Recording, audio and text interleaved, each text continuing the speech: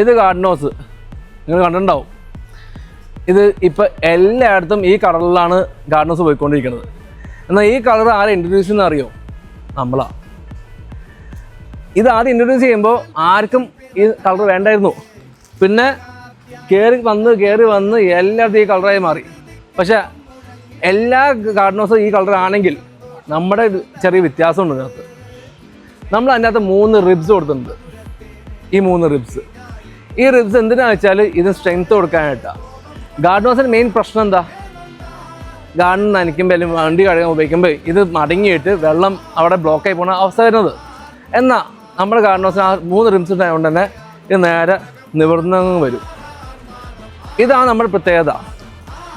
ഇപ്പോൾ പല ആൾക്കാരും ഈ ഡിസൈൻ കോപ്പി അടിച്ച് വരുന്നുണ്ട്. എന്നാൽ OG പ്രോഡക്റ്റ് ആണെങ്കിൽ നമ്മുടെ അടുത്ത് വരിക.